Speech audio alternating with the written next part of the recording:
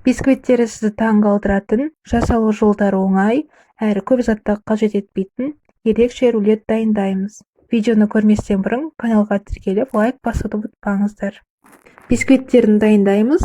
Ұнға қопсытқыш, ас содасын және де какаоны салып, ыдыстың ішінде араластырып аламыз. Барлық құрамдарды мөлшері описанияда жазып қойдым, сол жерден көре аласыздар. Енді бөлек ыдысымызға жұмыртқамызды жарып аламыз, соған қантымызды және балымызды қосамыз. Бал сәл сұйықтау болғаны дұрыс, егер қою болған болса, сәл жылытып алсаңыздар болады.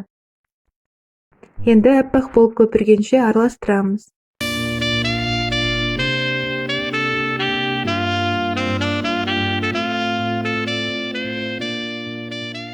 Міне осылай біздің жұмыртқамыз 2 есе болып көтерілу керек. Енді жаңағы дайындап алған барлық құрғақтықтарымызды 2-ге 3-ке бөліп араластырамыз.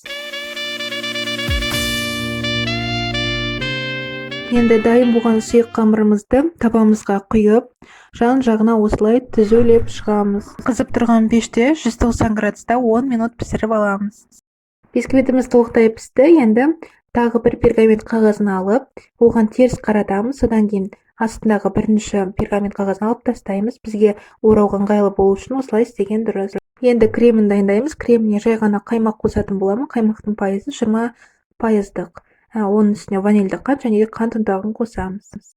Енді дайын болған кремімізді бисквитіміздің үстіне жағып шығамыз. Кремде ең маңыздысы бұл қаймақтың дұрыс болуы, табиғи қаймақты алғандарымыз дұрыс. Енді шетінен алып, осы жаңағы пергаментіміздің көмегі арқылы осылай ораймыз.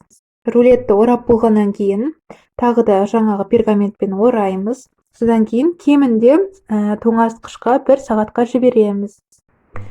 Мінекей біздің рулет дайын, өте жұмсақ болған. Қазір кесіп көрсетемін. Міндетті түрде дайындағандарыңыз дұрыс. Егер видео ұнаған болса, дайындаған болсаңыздар, комментарий қалдырып, лайк басып, каналға тіркелуді ұмытпаңыздар. Сіздермен болған Меруерт.